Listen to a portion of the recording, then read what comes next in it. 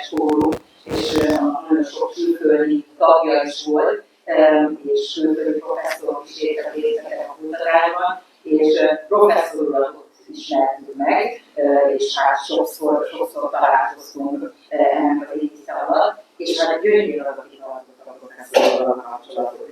Igen. Hogy ő hívta meg a professzorulat, és akkor megkérdezni Györgyét, hogy egy pár szóval bemutatnánk a professzorulat, és akkor utána meg a professzorral átadjuk, és akkor így elkapcsolódni. Jó. Oké. Hát 1990 körül alakult a Budapest Fórum, egyesület, amely a Magyar Tudományos Akadémia Társadalomtudományi Kutatóintézetének az égisze alatt alakult meg.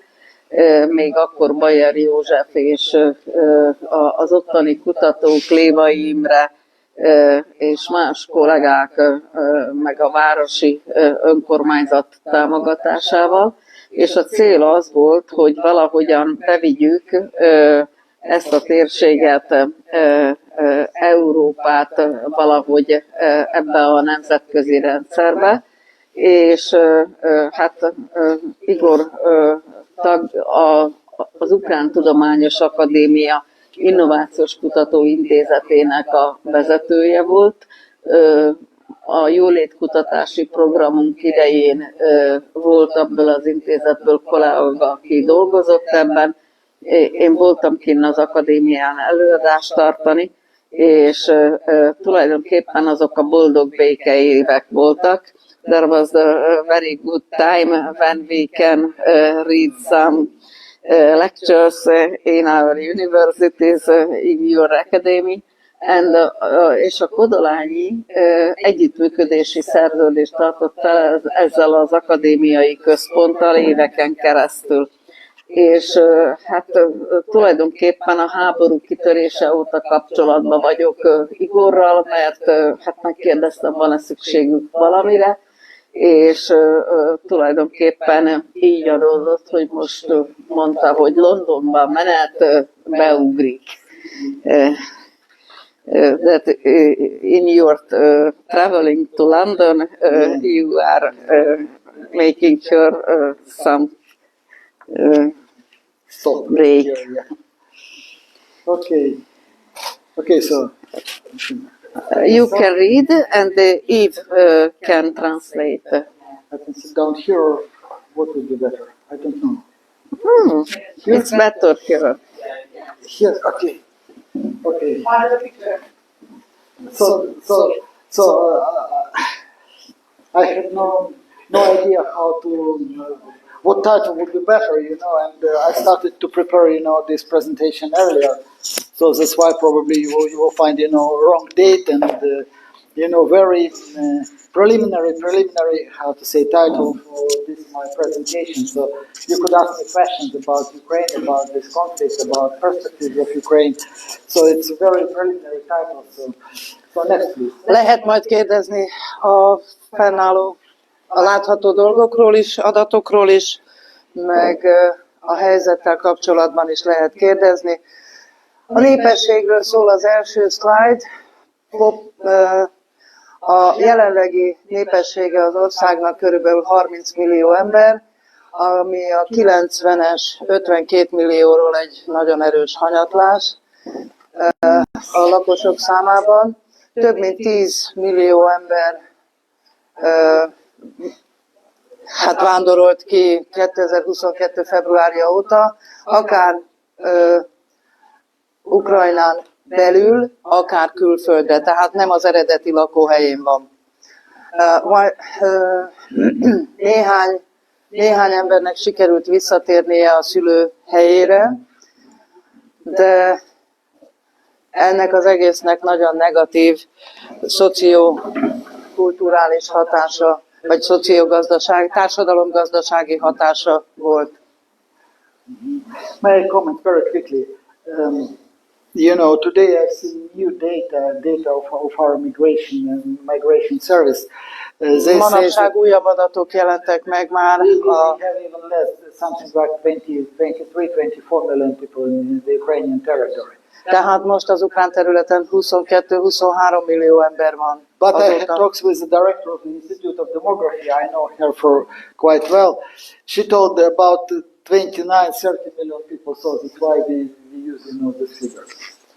So some comment, but you understand, also of population during, this. Tehát a hivatalos a 30. It's, A nem hivatalos az más. Igen. Okay, next please. Economic indicators. You can read these indicators. Gazdasági adatok. Az orosz megszállást, inváziót követően Ukrajna bruttó hazai terméke harmadára csökkent, az export jelentősen csökkent, a főváros teljesítőképessége rombolás következtében csökkent, az infrastruktúrában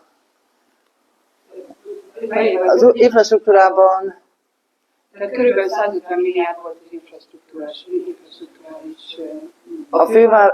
A tőkében, tehát a termelő tőkében és az infrastruktúrában beállt kár körülbelül 150 Bridges, milliárd. roads and enterprises and so on, buildings. És az infláció 26. Az infláció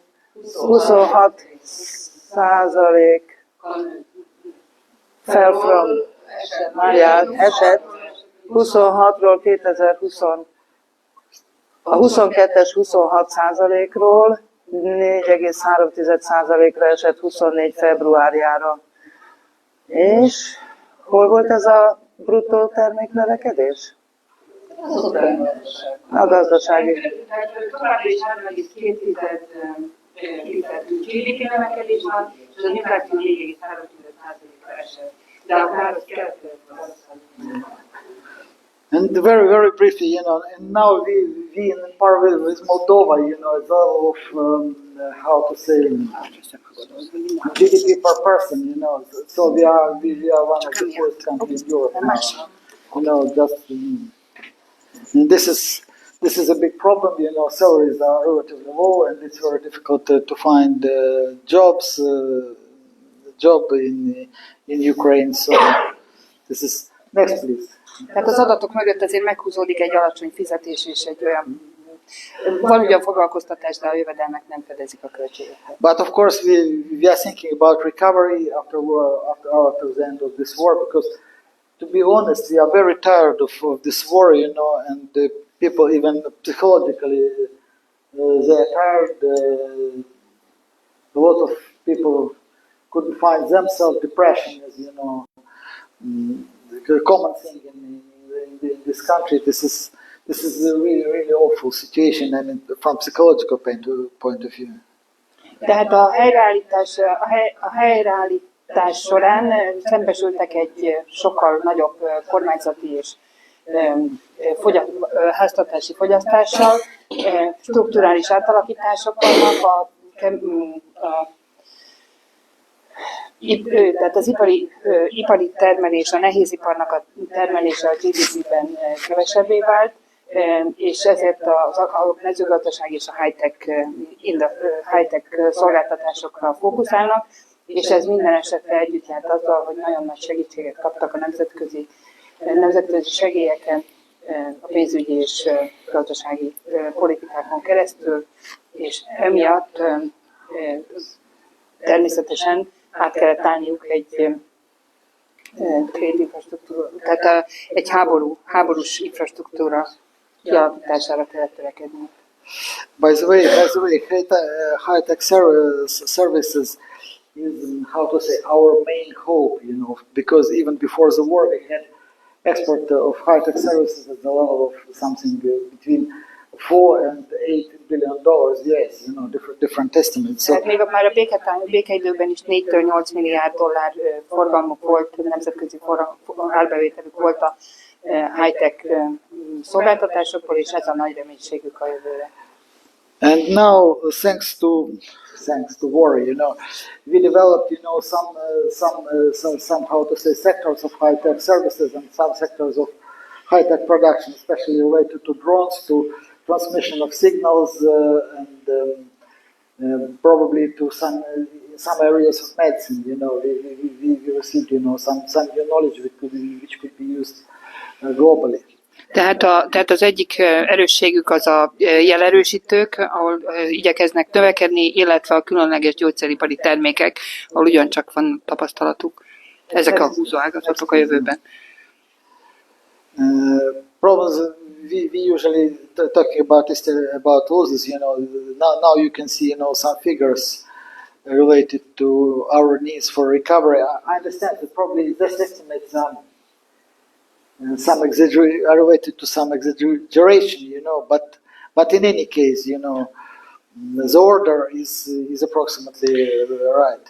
Tehát nagyon nehéz megbecsülni, hogy mekkora volt az igazi veszteség, részben a különböző számítási módokból, illetve a különböző időtartamokra vonatkozó adatokból, tehát az adatok azok nem elég homogének ahhoz, hogy igazán ki tudják számolni, de a legjobb feltételezés, a legjobb becslés az, hogy körülbelül 524 milliárdra van szükségük ahhoz a következő 10 évben, hogy elérjék hogy 2,8, tehát hogy elérjék a közel háromszorosát a 2024-es nominál GDP-nek. This more detailed description of economic losses. Körülbelül 30-50% volt a termelési kapacitások csökkenése elsősorban Kelet-Európában. Nagyon nagy az emberi veszteség, azok, akik meghaltak, illetve eltűntek, és körülbelül 30-40 ezer ember autó veszteséggel számolnak, és ebből 25 ezer Mariupolban only. I just like to add that last week on the third anniversary, I have seen the documentary of the 20 days in Mariupol. De most mondtam, hogy a múlt héten részt vettem a vetítésen a 20 nap Mariupolban. Nagyon sokan elvesztették a állásaikat, nagyon nehéz megbecsülni, hogy pontosan mennyien, nagyon sok üzem, kikötő, vasút tárolóhelyek összetörtek, és körülbelül 1%-a van a vállalatoknak, akiket nem érintett a háború valamilyen formában.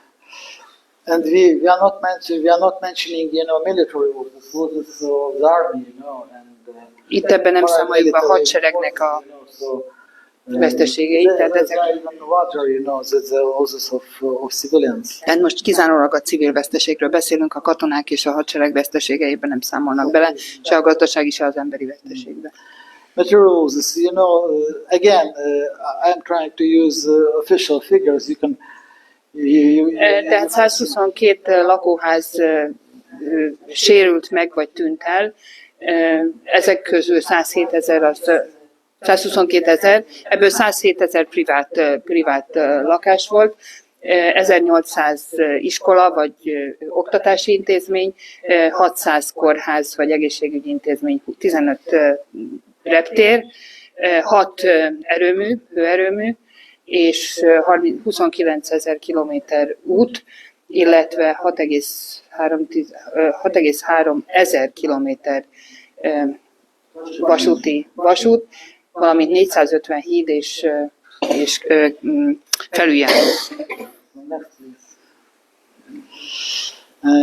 Building, I will give you example of only two cities, and one of them Mariupol, even Russian figures shows that 78% of all buildings in Mariupol were destroyed or damaged.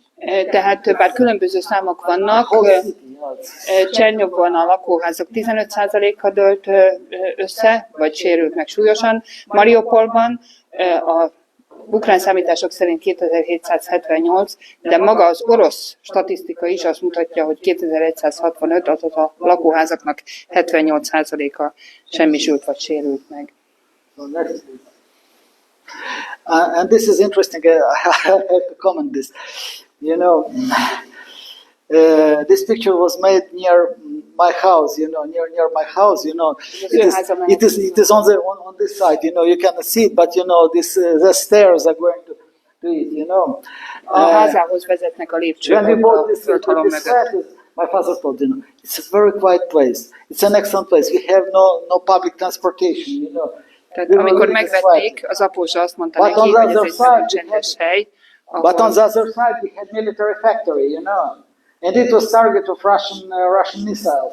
Tehát azt mondta az apósa, hogy azért költözenek ide, mert nincs tömegközlekedés, ez a legcsöndesebb utca, szembe van egy hadiüzem, itt soha semmi nem fog történni, hát a hadiüzemet támadták. And this is the result of this explosion, you know, wave of after explosion, you know, the scars. And next, please. And this is, you know, this is my house, and this is neighboring house. You know, it was partially destroyed by the remainings of the missile. Tehát a fa mögött van az ő háza, és a fa mellett van az ő háza, és ez pedig a szomszédja.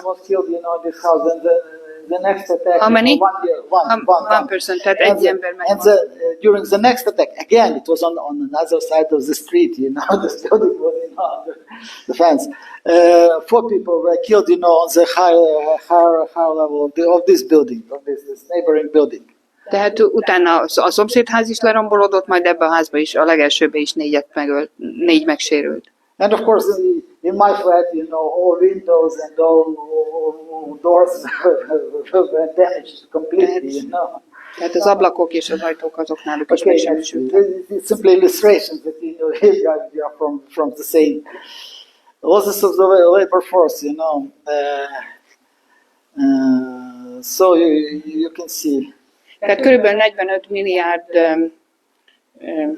GDP equivalent. Estimation of losses, you know, labor forces and related, you know, losses for GDP and production. Ennyi a GDP csökkenés, illetve nagyon sok az IDP, ez a belső menekült, tehát aki országon belül áthelyezésre került, vagy elmenekült. És az ukrajnai gazdaság az 66 milliárdtól 175 milliárdig veszít évente a kivándorlás miatt. Tehát amiatt, hogy az emberek a munkájukat azért vesztik el, mert el kell valahol költözni. Financial sector, of course, is also very important. The key idea is that approximately 50% of our budget is going from abroad now at the moment. Tehát az adóbevétel az 80%-kal zuhant, aminek részben a gazdaság csökkenése, illetve a hadsereg növekedése, tehát átalakítása hadüzemekké az oka, és jelenleg az IMF és a Nemzeti Bank tehát a Nemzeti Bank deficitje az IMF és a nemzetközi segítséggel történik meg. Részben tehát a Nemzeti Bank, az Ukrán Nemzeti Bank tartalékait élik föl, másrészt pedig külföldi segítségre szorulnak, és hát továbbra is csökkenő fizetésekkel és csökkenő nyugdíjakkal számolnak. Emiatt aztán kötvényeket, I'm talking about the bonds, the last point, bonds are trading worse, emiatt a kötvényeket nagyon, mint a békekölcsönt annak idején filérekért árulják. Yeah, next please. Example of course we have a lot of recommendations from different international organizations, you know, and some of them are really controversial. For instance, they propose to establish a program with best universities in Europe, you know. But what is the problem? Focus on education system, on STEM and entrepreneurship. But you know, if people will study in foreign universities, you know, if they will stay in foreign universities, if they will, you know, have their roots here, you know, in other European countries, it will be resulted in permanent immigration. They move to these countries, they don't return, you know, to Ukraine. Tehát néhány segítő szándékú kezdeményezés az nagyon fordított vagy nagyon ellentmondásos eredménnyel zárult, mert egyfelől nagyon nagy programok indultak arra, hogy a külföldi egyetemeken külön kurzusokat indítsanak az ukrán diákoknak, másrészt továbbra is arra késztették őket, hogy a STEM, az a matematika, fizika, műszaki tárgyak, matematika, fizika, kémia, biológia tárgyakra központosítsanak, de hát az ellentmondás abban rejlik, hogy azok a gyerekek, akik már külföldre mentek egyetemre, azok nagyon nagy valószínűséggel nem térnek vissza, hanem kint lesznek álláskeresők. And of course, probably you know that we have, at the moment we have ban on moving abroad of all people from below 60. you know, of men. You know, so Ehhez hozzájárul, hogy a 18 és 60 év közötti férfiak nem hagyhatják el az országot, mert bármikor behívhatók, tehát hadkötelesség korhatárát fölemelték 60 évre. Úgyhogy a nők mennek nagyon nagy számban. Okay, probably next one. Conclusion, you know. Tehát a második világ... things, that our country is very similar, will be more similar to post-war Europe, you know, bearing in mind, you know, level of education of people, you know. Tehát Ukrajna a háború után úgy fog kinézni, ahogy Európa a második világháború után, vagy ahogy Irak vagy Afganisztán. A munkaerő, a highly educated institution, the labor force is highly educated. Tehát ezekre az országokra, vagy ezekre a helyzetekre fognak hasonlítani a munkaerő, illetve a magasan képzett munkaerő tekintetében, magyarán azok elmentek, és minden nap a háború minden egyes napjával nagymértékben növekedik ennek a kockázata, vagy a valósága ennek a veszteségnek. That's probably we need more cooperation with European countries, you know, because they understand better, you know, the situation from historical memory and from the point of view of historical memory, and we probably will need more support. I mean, not even financial, but probably moral support. You know, first of all, organizational support from our neighbors in Europe. This is my opinion. This is my vision. Tehát nagyon-nagyon bízik személy szerint ő is abban, hogy az Európai Unió segítsége a legmeghatározóbb, hiszen Európának vannak történelmi emlékei, nyilván a másik kontinensre utal ezzel, de nem csak emiatt, hanem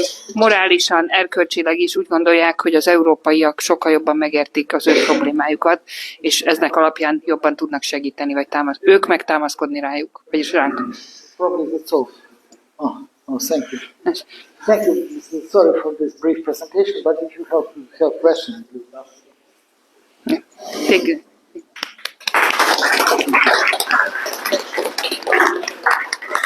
Yeah, sorry, I took the micro as an interpreter, but I'd like to say that in Brussels, where I do live, yeah, I'm in the daily basis. Okay. Thank you for your help, for your translation. Csak mondtam neki, hogy Brüsszelben lesz. Thank you.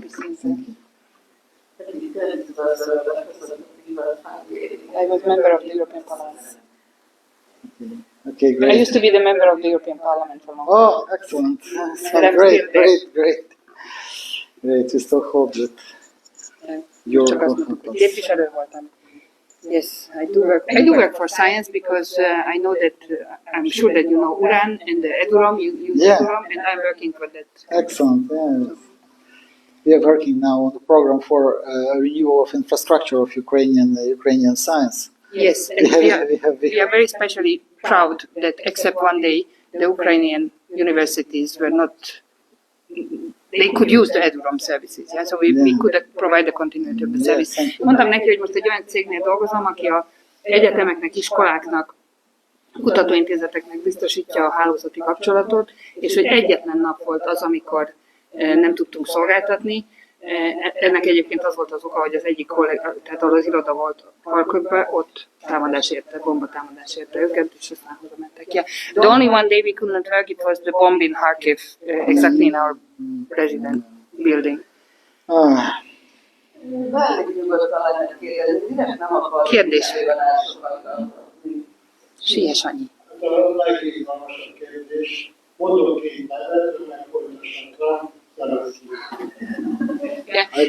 The most important question, Shandor was telling two names, Trump and Zelensky. What's your opinion on the situation?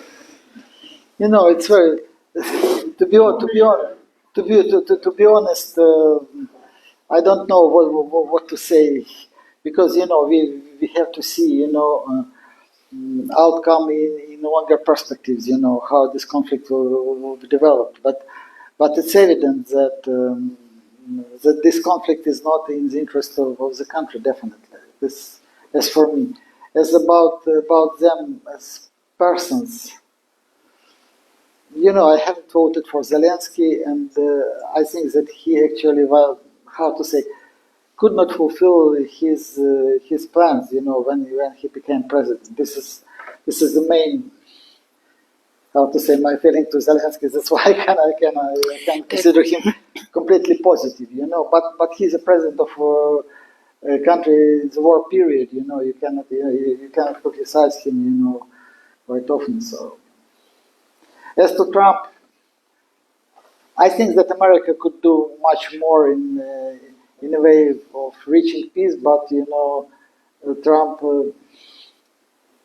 is not doing a lot, you know, in practical things, you know, in this case. He has to do much more, and me first of all in the interest of Ukraine. Tehát azt mondja, hogy nagyon nehéz neki erről véleményt mondani. Ő egyébként személy szerint nem szavazott Zelenszkijre, úgy gondolja, hogy Zelenszkij nem tudta teljesen ellátni az ő elnöki feladatait, nem ő volt a legmegfelelőbb jelölt, de hát ez az ő dolga, ő csinálja. Ami pedig Trumpot illeti, az Egyesült Államok biztos, hogy tudna és tehetne többet a helyzet megoldásáért, de hát jelenleg itt tartunk. Milyen ára lesz? Nem, te vagy. Milyen ára lesz Ukrajna szempontjából ez a túlbeavatkozásnak magyarul a területet illetően? What is your forecast regarding the territory of Ukraine after the Trump and Trump will finally agree? Anyway, it's very difficult to predict, you know. If Russia claims, you know, all these for provinces, for new provinces, you know, they already told that Crimea is not under question, you know, but these new provinces which are partially under control of the Ukrainian army, I don't know what will be, you know, final decision. You know, it depends on the further steps of Trump. If he will stop, you know, all help, all, you know, supplies, you know, and if it will be for a long period, you know, of course, Russian army could go to the Dnieper, you know, to the Dnieper River. Nehéz megmondani, egyelőre úgy tűnik, hogy a Krímről már nem is beszélnek. Arról a 4 provinciáról vagy megyéről, ahol jelenleg az ukrán hadsereg tartózkodik, az pedig egy kérdés. Ugye nagy kérdés, hogyha meg tudnak állapodni, de az is nagy kérdés, hogyha nem tudnak megállapodni, mert tartósan nem tudják ezeket a területeket az ukrán hadsereg katonái tartani, mert ahhoz támogatásra lenne szükségük, tehát egy csapdahelyzet van jelenleg. Bocsánat, itt volt még egy kérdés. Végülis mekkora most Zelenszkijnek a jelenlegi támogatás? Yeah, the question was about how the Ukrainian population supports or not supports Zelensky. What is the population in ratio? You know, How much the nation is united? you know, all surveys, you know, during the war, how to say, not reliable. As for me, you know, it's very difficult. It's very difficult to say, you know. But as I know, a lot of people still support Zelensky, and I mean, at least you know, 20% support definitely. But at least at the minimum. But at the same time, more people support Mr. Zaluzhny, former commander of Ukrainian army, who is now ambassador to London. You know, and he's tougher, you know, in his stance to Russia, in his position to Russia. You know, so this. The situation, you know, is not a dispute between those who are pro-Russian and who are anti-Russian, but about within two groups who are, how to say, support, you know, military or strong, I mean, the tough position of Ukraine, you know. Tehát nagyon nehéz megítélni, 20% van, aki feltétel nélkül támogatja, a lakosság egy része megosztik. Nagyon sokan támogatják a Zaluzsny nagykövetet, aki jelenleg Londonban nagykövet. Korábban he was the chief of the army? Tehát ő volt a hadsereg főparancsnoka, és hát ő egy sokkal keményebb tárgyalófél, sokkal erősebben áll ki katonatiszt, sokkal tisztábban, kerekebben, keményebben áll ki az ukrán érdekekért, de hát persze ez egy kérdés, hogy ez segíten. What about Yanukovych? Yanukovych is in Russia now. He is not considered, you know, as a how to say contender in this competition for presidency. Tehát az nem valószínű, hogy No, visszatér.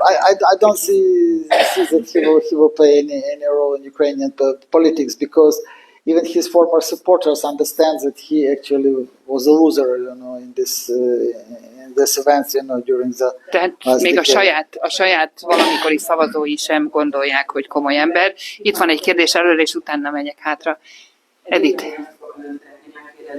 Mi az utolsó napok eseményeinél azt látjuk, hogy a két nagyhatalom megegyezett Ukrajna fölött, tehát Oroszország és az Egyesült Államok mondott erről, hogy ez tényleg igaz, kihagyva valamiféle Ukrajnát, kihagyva Európát,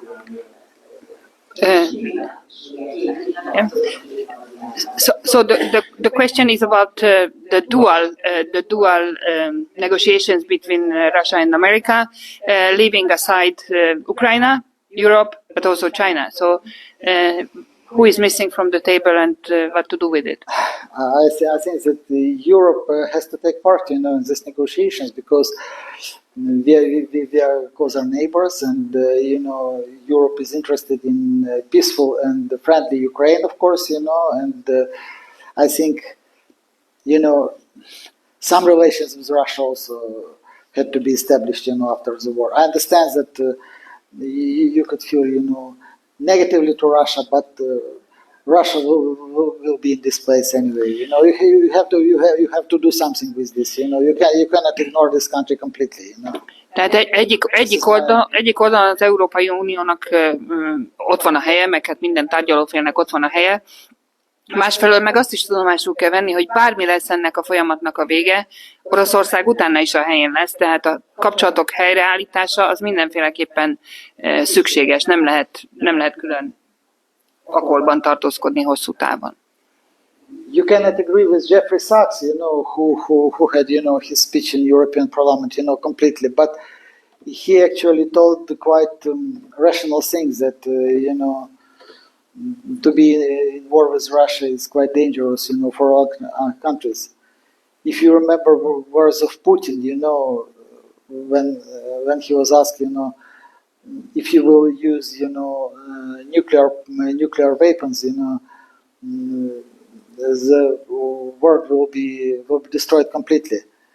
And he replied, but we need not to work without Russia, If those countries will be dangerous for us, and we will be, we would have to use, these nuclear weapons, this would be our decision. Tehát valamelyik vezető beszélt az Európai Parlamentben, nem értettem pontosan a nevét, aki azt mondta, hogy mindenképpen tárgyalni kell az oroszokkal, és háborúzni az oroszokkal nagyon-nagyon veszélyes, hiszen egy nukleáris hatalomról van szó, egy nukleáris fenyegetettségről is van szó, tehát mindenféleképpen a béke irányába kell terelni a tárgyalásokat, és hát fönt kell tartani a tárgyalásokat.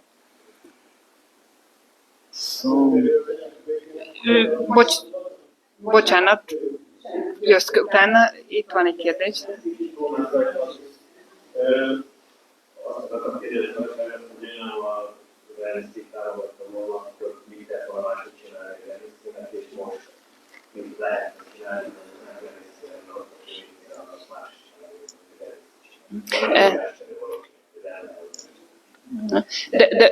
The question is that you didn't support Zelensky, and you said that he could do things differently. So the question that what he could do differently, and what anyone else can do differently to improve the situation. What is the flexibility? First of all, I told that I haven't voted for him when he was elected president. This was.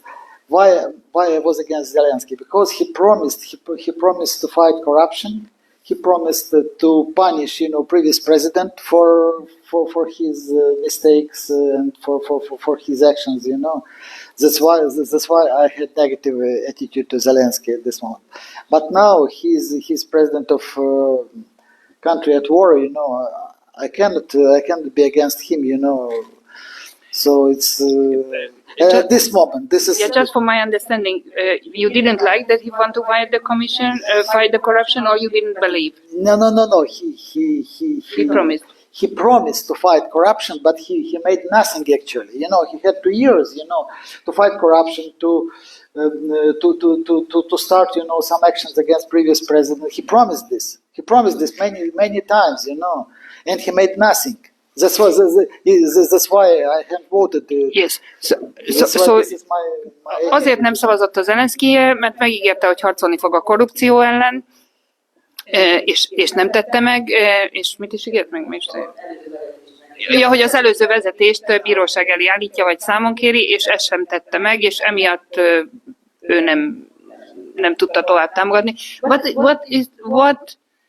What are the steps he could do better regarding the war, and what is the flexibility for anyone else to have a different negotiation? I think that he could do better before the war. Now, during the war, I don't know he could do better, you know, because war has started, and he made, you know, some evident steps, you know, he moved army, he actually. Tehát azt gondolja, hogy, és már az előbb is ezt mondta, hogy amióta viszont háború van, azóta ő abszolút úgy gondolja, hogy az Zelenszkij mellett áll, ő is, és az ukránok többsége is. Hát a háború megkezdése volt az a pillanat, ami döntő. A háború megkezdése óta nem kérdés, hogy teszi a dolgát. He had to be more flexible before the war, you know. Tehát előtte kellett volna egy nagyobb rugalmasságot. You know, because it was an idea to make, you know, Donbass region more autonomous, you know, gave them at least some tehát korábban kellett volna minimal rights in using, you know, Russian language and you know, their culture and so, but tehát a hibák a háború előtt követődtek el, he was not flexible enough, as for me.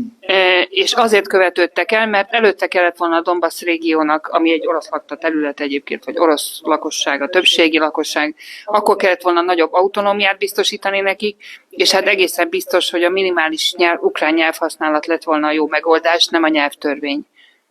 Of course, I don't defend Putin and his military actions against Ukraine. You know, it's unacceptable completely. But before the war, you know, Zelensky could be more flexible. You know, could do more. You know, for to avoid this military actions.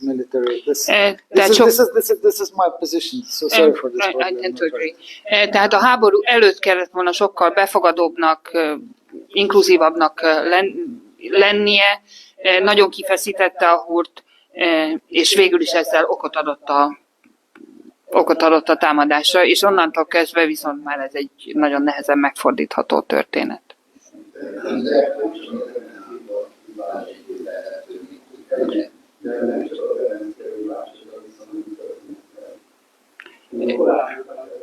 Yeah, so it's not only the fault of Zelensky, the Ukrainian leadership prior him also played a role.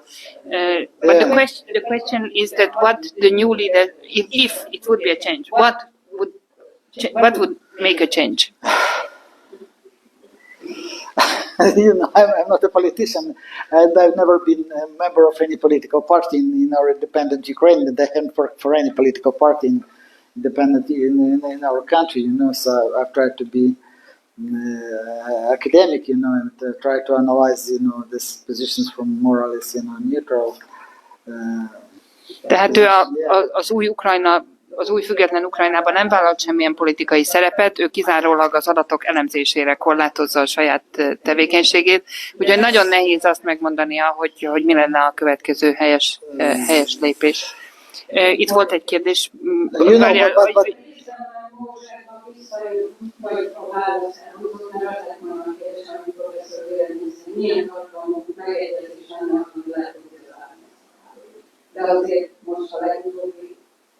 But we have some. So can you see the crystallization point when the peace can be done? I think that we have more moderate politicians, you know, in the country. They have no. Unfortunately, I also understand that this is war. You know, it's very difficult to have freedom of speech, freedom of propaganda, but they actually have, you know, more balanced positions, you know, this within Ukraine, you know, so I think that they could create some kind of party of with more flexible approach to the situation, you know, to the war. They at least could be more acceptable to the other side, you know, because you know that Putin doesn't want to negotiate with Zelensky, but within the country we have, you know, different groups which could crystallize, you know. Tehát azt mondja, hogy vannak azért Ukrajnában moderáltabb politikai vezetők, akikkel talán Putyin tudna egy kicsit őszintébben, tehát akik tudnának egymással beszélni, mert most már Putyin is sarokban van, már ebből, tehát már annyira összevesztek, hogy már kellenének új szereplők, akik egy kicsit másképp tudják megfogalmazni adott esetben ugyanazt. Tehát két dolgot mondott, hogy egyrészt nem elég kompromisszumkész a Zelenszky, ez az egyik része a történetnek. A másik része viszont az, hogy már túlságosan régen vannak haragba és vitába ahhoz, hogy ugyanezek a szereplők tudják megoldani. Miután a Putyin adott, hát emiatt csak az ukrán oldalon lehetne találni olyan moderált vezetőket, akik egy más hangot ütnének meg. Yeah, the question if we lose or gain by any other solution. So there is a question here. Én arra lennék kíváncsi, hogy értékelte a magyar kormánynak azt a megállapítását, hogy Zelenszkynek nem szabad volna elkezdeni. Yeah, the Hungarian Prime the Hungarian Prime Minister made a statement that it was the mistake from Zelensky to start the war. So who started the war? We have to go. As for me, it was a process, but not Zelensky. I think that definitely not Zelensky. Nem Zelensky kezdte. If you wish to. Nem Zelensky kezdte. I don't think it was Zelensky, you know, because war has started before, you know. War has started at least in 2014, you know. When it was a military conflict. Tehát a háború 2014-ben kezdődött a Krím elfoglalásával. Not even Crimea, but you know, this first of all in Donbass and you know, this central authorities in Kiev, you know, first of all, because Crimea, how to say, Crimea is populated mostly by Russian minorities. They had Russian military base. They actually Ukraine had army, you know, in Crimea, relatively large army, you know, 20,000 soldiers, you know, in Crimea in 2014, and 19,000 changed the side. They went to Russian side, you know, and only 1,000, you know, left Crimea. Tehát a Krímet nem tettem hozzá, de azt mondja, hogy 2014-ben egy támadást intéztek az oroszok a központi hatalom ellen Kijevbe, ugye, igen, de azt mondja, hogy a Krímben az egy katonai bázis volt, mindig orosz katonákkal, és azért ott azt be kell vallani, hogy a 20 000 fős katonai létszámból 19 000 átállt azonnal az oroszokhoz, és csak 1000 akarta a független Ukrajnát megtartani. Tehát a Krím-félsziget ilyen szempontból egy vitatható terület. Of course they have Tatar population in Crimea, but it's something like 10% of population of Crimea. Tehát van olyan 10% tatár, de a tatárok azok még akkor is kevesebben voltak, mint az oroszok a Krím-félszigeten. Igen, bocsánat, parancsolj.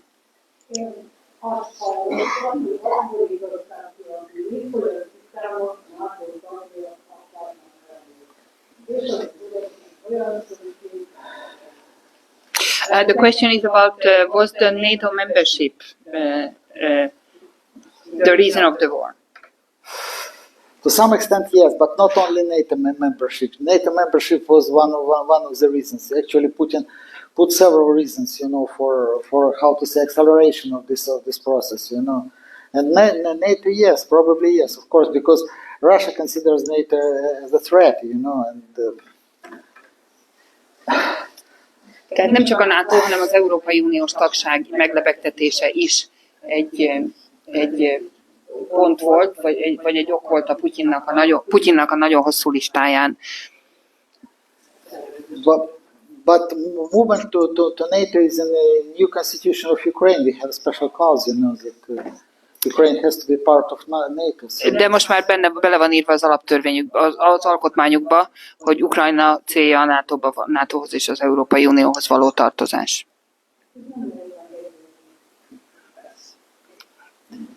True. Yeah, it's very difficult to make a deal with these conditions. I understand, but first of all, all sides have to reach the deal, and as for me, it's very difficult to say for me, but I understand that this deal probably will not be without losses for my country, definitely. So we cannot return, to the situation of which was 30 years ago.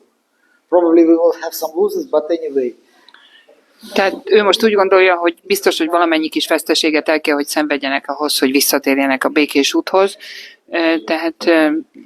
Tehát probably in some cases we can use, I know, I understand that it's very difficult, but model for SAR, after the Second World War, when this territory was under control of France for 10 years, and then they had, some kind of referendum in this territory under international control. Of course, it would be very difficult, but it could you mean Strasbourg? No, Saarland, Saarbrücken, it was under French occupation, it was French administration, 10 years after the Second World War, and then they had referendum under the international control, and they decided to join Germany. So I don't know, but probably this could be, some part of solution. Who knows? Yeah, we had the same around Strasbourg, because it was also kind of choosing between France and Germany, and still have a very special treatment. Yeah, they have a special regulation around Strasbourg, around the Rhine River. But some countries, have this problem with these minorities, or with this internal, how to say, not consolidation of the population, but if it will be, goodwill, from both sides, and it will be, guarantees of rights, in different. Tehát, hogyha lenne jó szándék és lennének garanciák minden oldalról, akkor persze előre lehetne lépni, de hát ezek egyelőre nem körvonalazódnak. Because you have to understand, I told to my colleagues, probably don't be too patriotic from my side, but you cannot imagine, for instance, that in Temesvar or Komarom, education will be banned, in Hungarian language, completely banned. Tehát nem tudjuk elképzelni Temesváron mondjuk, hogy teljesen megszüntessék a magyar nyelvoktatást.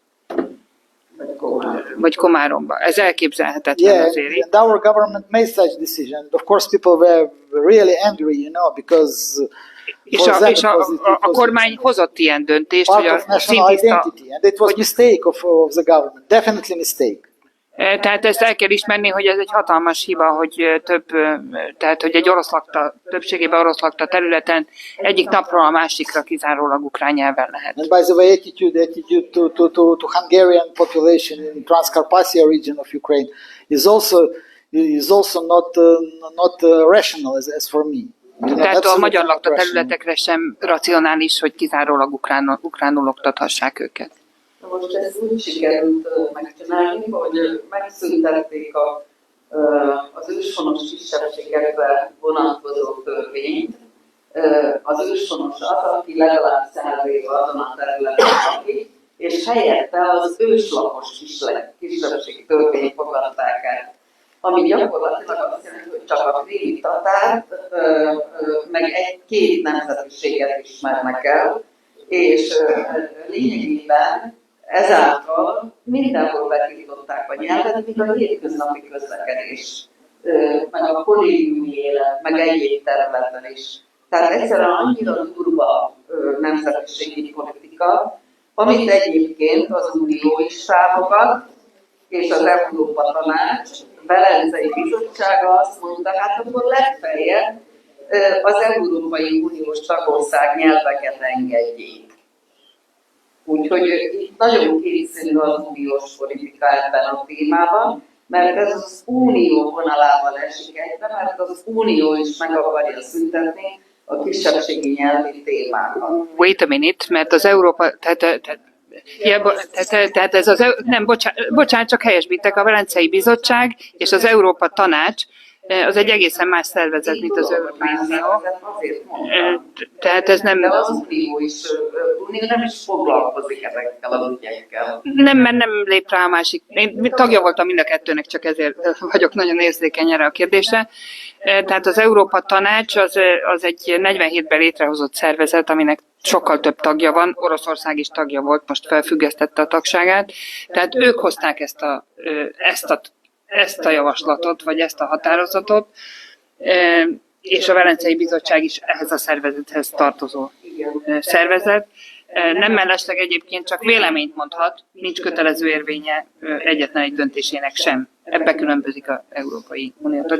Csak bocsánat, hogy ezt kijavítom, csak azért, mert sokáig voltam benne.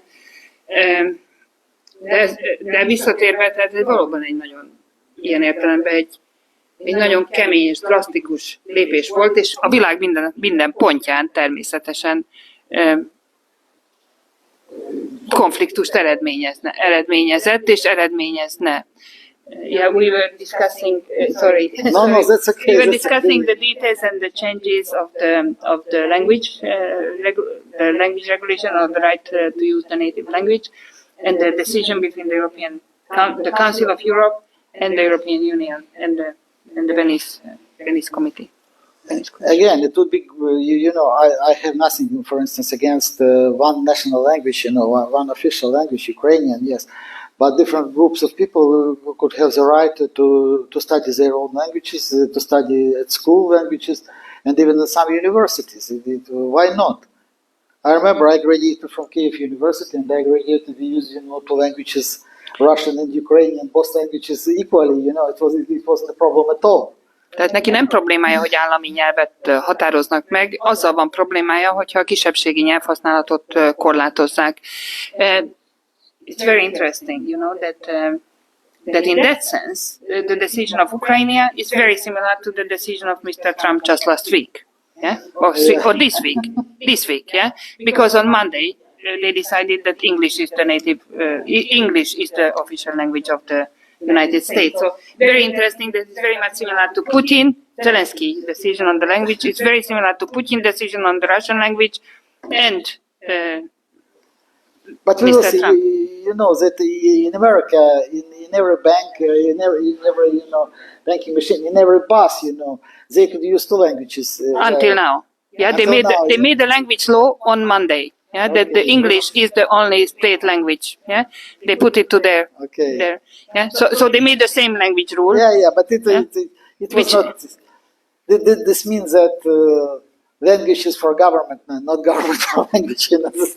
Completely different attitude, Csak azért mondom el a többieknek, hogy ti értsétek, hogy azt én nagyon különösnek tartom, hogy az Zelensky nyelvtörvénye szerintem is tehát rossz nyelvtörvény, de sokkal jobban hasonlít a Putyin nyelvtörvényére, és a Trump ezen a héten meghozott döntésére, viszont hogy Amerikában angolul beszélnek. Pont. I also think it's a wrong decision, of course. It's a wrong decision for anyone. For anyone, yeah. András.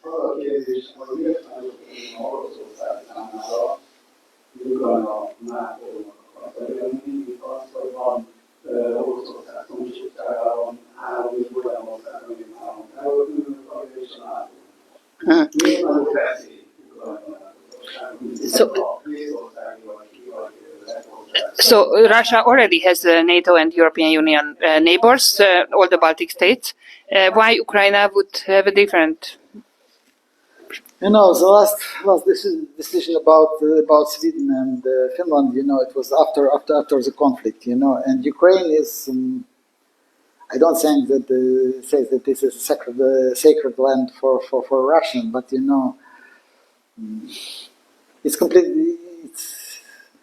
It's a different attitude to Ukraine, In Ukraine we have large Russian minority, at least, Tehát Ukrajnában sokkal nagyobb az orosz népesség. It's completely different, and I have to say that at least half of population of Ukraine prefer to use Russian language, not Ukrainian, in everyday life. We have different surveys, you know. Tehát a lakosság több mint 50%-a akar oroszul beszélni, az ukránok is. Much more, how to say, tough than countries with other countries, and they consider, you know, this expansion of NATO to the Russian border as a real threat, you know, especially through Ukraine, through traditional lands, I mean, through Crimea and other territories which Russia considered as its territories, you know, for many years, or at least not hostile territories, you know. For Finland and Sweden, they're okay. Tehát azok az északi országok, azok jöttek, mentek, hozzájuk csapták, levágták őket, az nem egy fájó pont, de ez azért mégiscsak egy szent terület nekik, ahol évszázadok óta tulajdonképpen keveredik az ukrán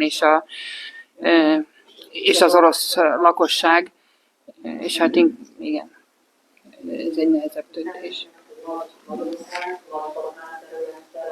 Tehát egy nagyon nagy határhoz, very much. And close to Moscow. Yeah, close to Moscow.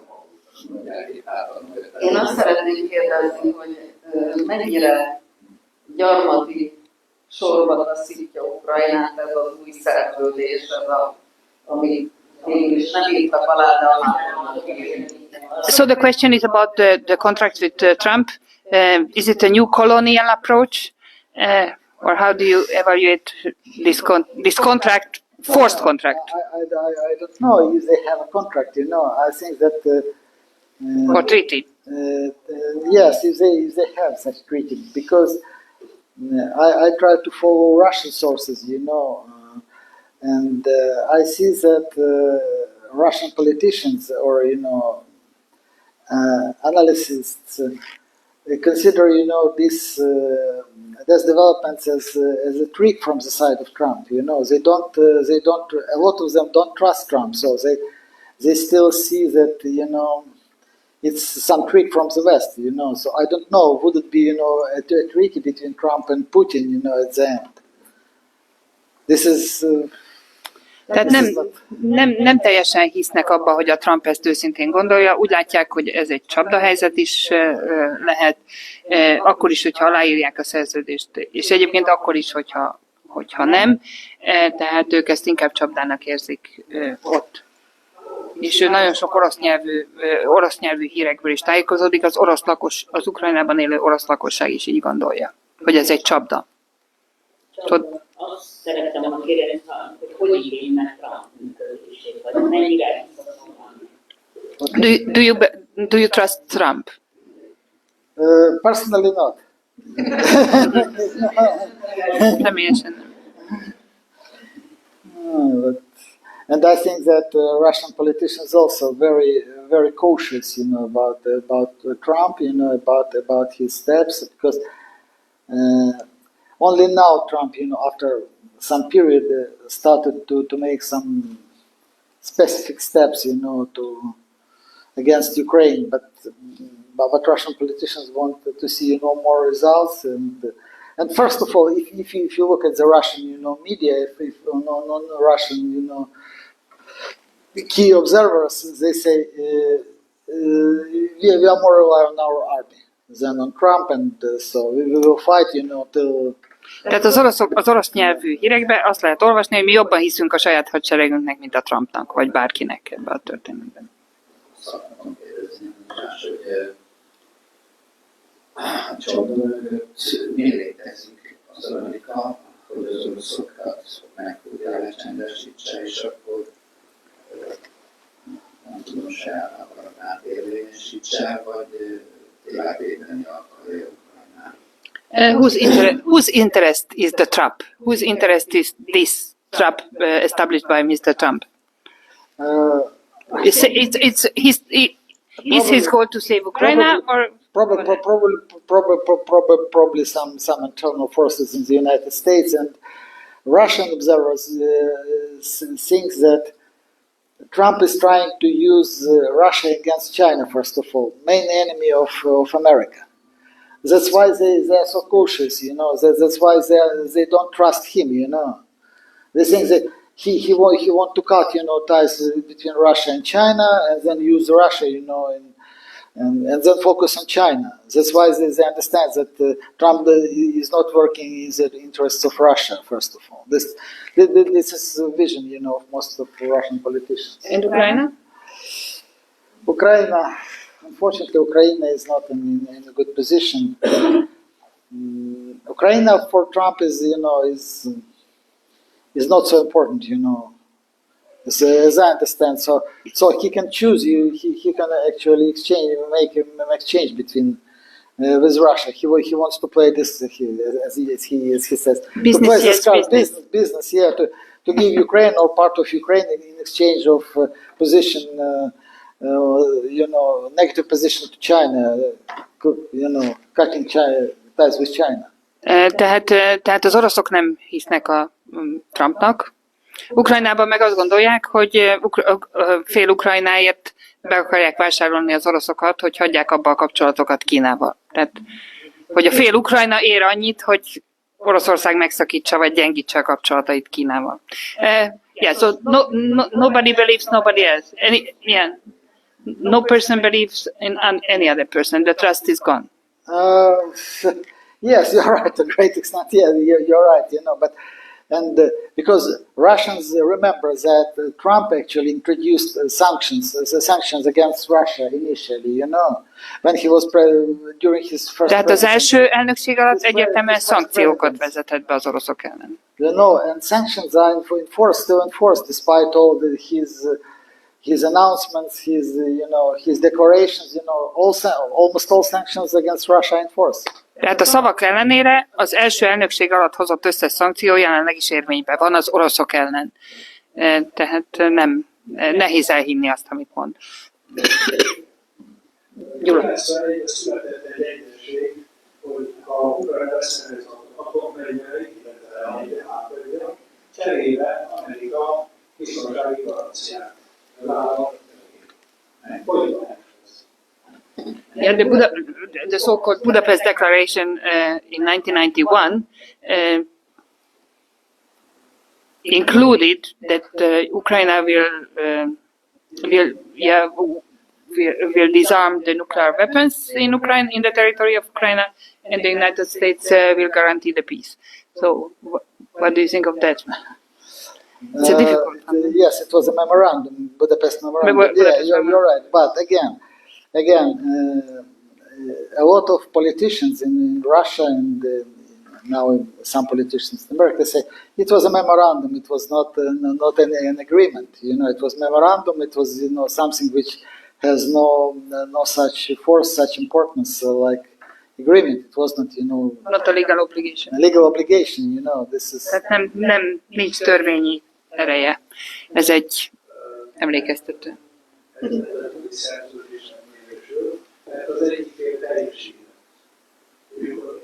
We have a lawyer. If the lawyer opinion, if the one partner delivers the mission, the content of the memorandum, then it makes automatically the other part obligation.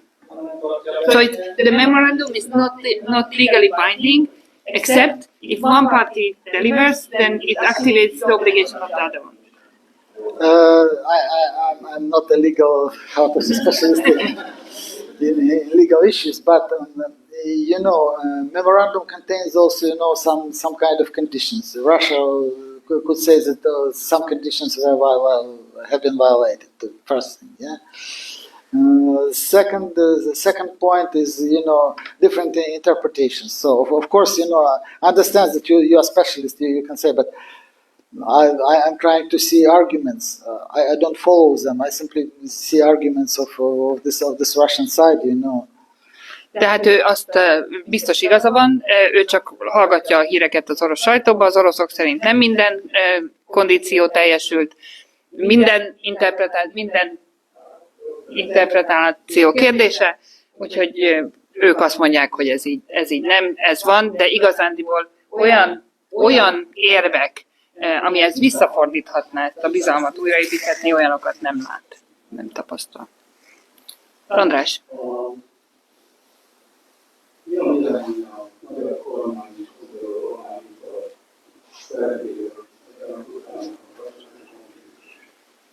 So how do you see the role of Hungary in that one, and the Prime Minister, Foreign Minister's declarations, if at all? You know, it's your prime minister.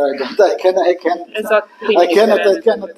cannot say about something about the internal policy. But in Ukraine, of course, the majority of politicians, majority of political party do not support Orban. And they actually blame him for not pro-Ukrainian policy, So they consider his policy is not fully pro-Ukrainian.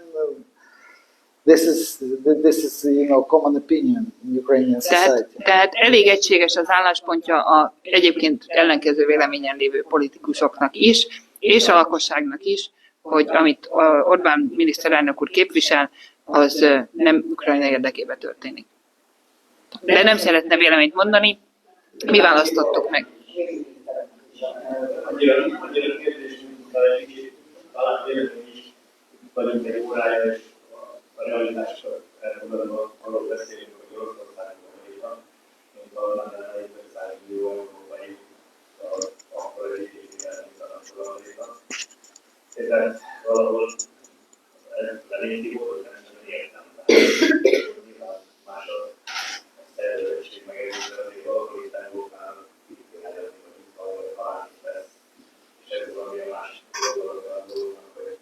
talán átás idézve a Európának, hogy kicsit észre és esetleg összefogja már ezeket a reményes miniszterelő az előbb említettetéseket szépen a összefoglalni.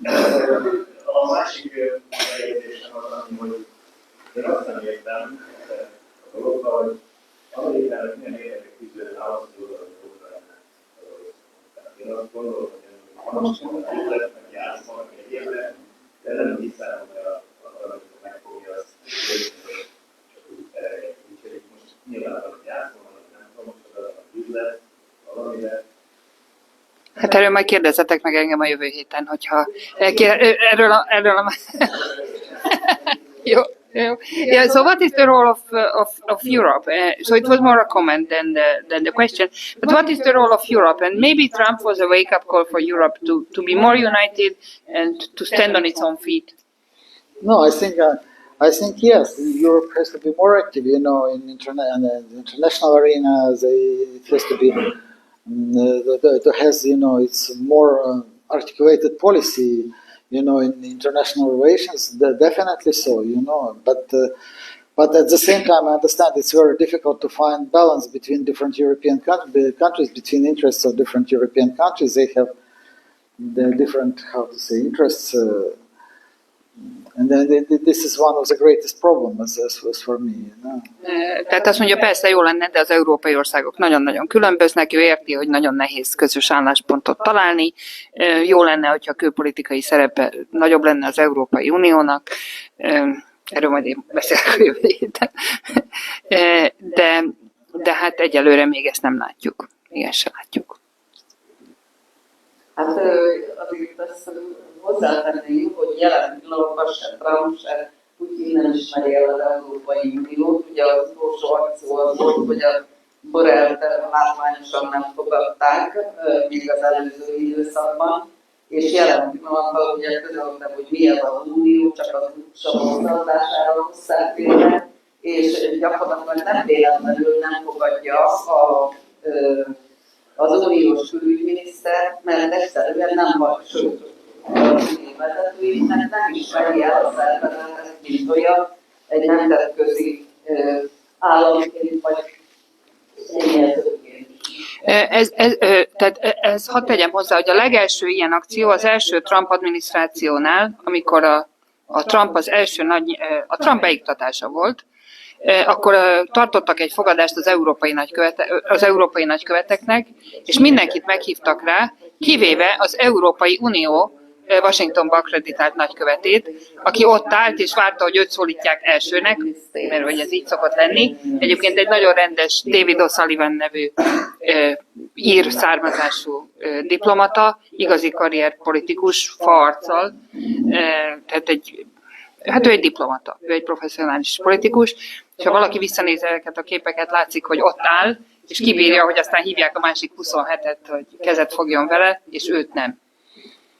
Nagyon elegánsan végigálja. Yeah, it's already started with the first Trump administration.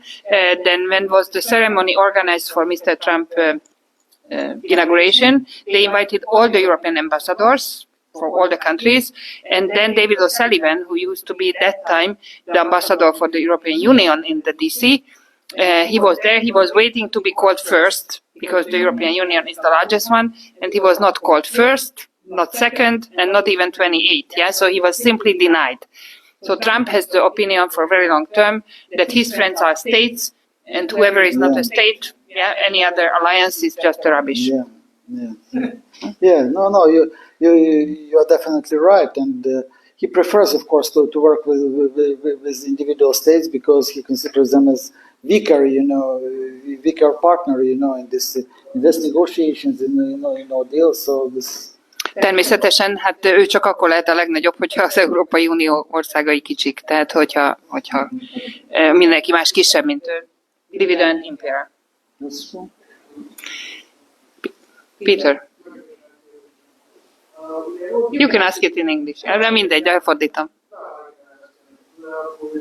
Jó, mondd magyarul.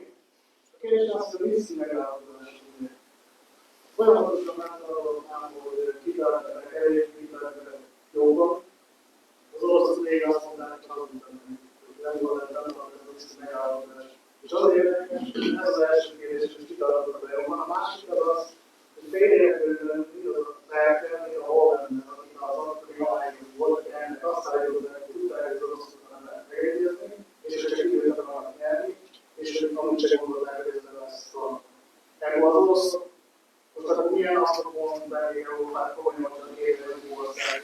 Yes, so he's asking about the Minsk declaration that, yeah, but it's not a political discussion here, yeah, so the professor is not a political. So he's asking about the Minsk declaration, that who was lying to whom, or who didn't keep the Minsk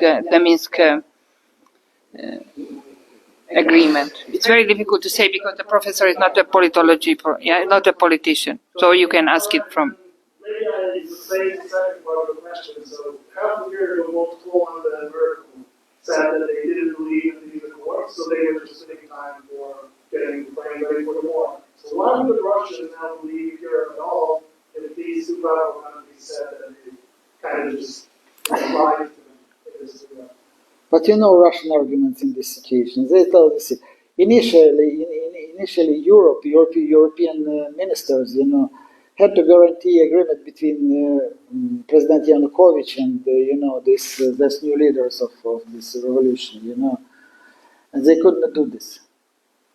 Tehát először abba segíthettek volna az európai vezetők, hogy a Janukovics meg tudjon állapodni. Yeah, because I was the kid at this time, and I remember, it was Yanukovych could not win, in the next election, definitely. And if the process would be, in accordance with this agreement, these forces, which took the power, they would take it, anyway.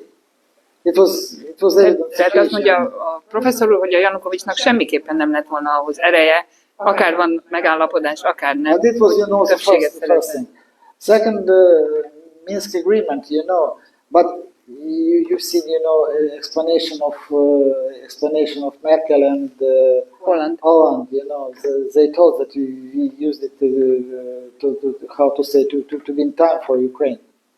And of course, in this situation, it was recognition, from their side. So probably it was interpretation of Putin, but again, it was interpretation of them. And Minsk agreement actually were not fulfilled at all because they had, several positions related to more autonomy, to this region, to more, rights to Donbass. But in any case, it was continued, and it was continued fighting. And by the way, most of people were killed, you know, in this region. The civilians were killed in the Donbass territory. Tehát elég sokan meghaltak a Donbass And of course, területen it was nervous. az alatt az idő alatt. I understand that, you know, it's not argument for invasion of Russian army. Tehát be semmi nem magyarázza meg a... Definitely, but you know, this was an argument that Ukrainian side was not completely honest, you know, in fulfillment of these agreements.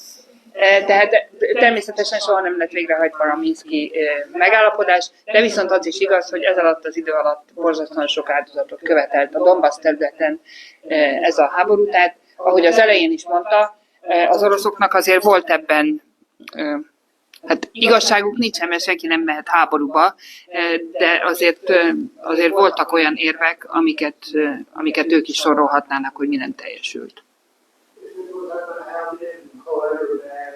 Péter? Tehát, the question is, tehát az a kérdés, hogyha betartották volna, akkor béke lenne.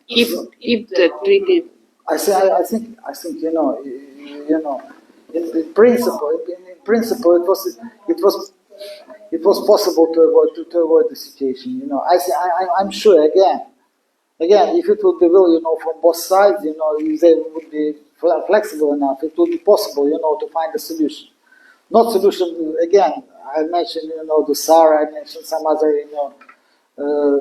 Actually, it was possible, you know, to give them more autonomy. Well, why not? Tehát lehetett volna, ehhez rugalmasabbnak kellett volna lenni. És nem történt meg, és most már ott vagyunk, ahol éppen vagyunk. You don't think so? Because this is... Just sad. No. I live in this country. I have colleagues from Donbass. You know, some of them are still on this Russian side, you know, on the Russian territory. And one of my good friend has a sister, and he has, you know, calls to, you know, to her, you know. So I understand the people. No one wanted war, you know. Tehát a családtagok most, akik ott laknak, és az ukrán területen laknak, egymást hibáztatják, hogy jutottak idáig. This is, but of course it was political. Definitely we would need diplomats to finish, not the politicians, yeah? So. Yeah, you're right. And again, it was possible, I'm sure it was possible to find some solution. Not probably solution which will be acceptable for both sides fully, but definitely. But you know, it's very difficult to came from this situation without losses.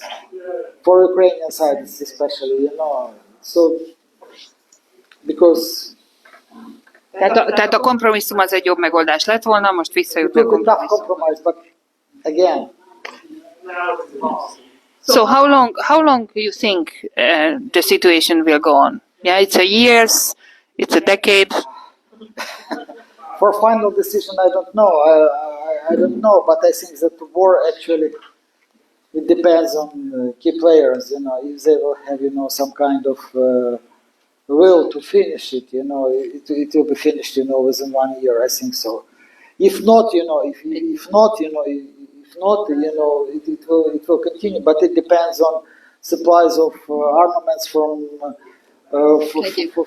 the United States, first of all, you know, because now you see Ukraine could produce military equipment, you know, in some sizes. And second idea, we have not enough military personnel, you know. This is a great problem now, greatest problem probably. Tehát most már a legnagyobb körülbelül egy éven belül úgy látja, hogy ez lezárható lenne, vagy visszatérés lehetne, de hát a legnagyobb problémájuk, hogy kifogynak a katonákból. Hát az emberi erőforrás You understand that Russia uses not even its whole army, you know, they uses, you know, part of armed forces, you know. Ukraine uses almost whole army, you know, but tehát amíg az oroszok csak a hadseregük egy részét vetik még mindig be, aközben természetesen náluk megfogy a Russia has superiority there, you know, and they have superiority in supplies of equipment now, military. So if Europe would start to produce several times more, armaments, and supply these armaments to Ukraine, and if America will continue to supply, armaments, weapons to Ukraine, it could last, for much longer period. Tehát lassan kifogynak a töltényből, de természetesen, hogyha az európaiak, amerikaiak továbbra is szállítják a fegyvereket, a orosz hadseregnek meg megvannak a szállítási forrásai, akkor egy nagyon elhúzódó konfliktusról beszélünk.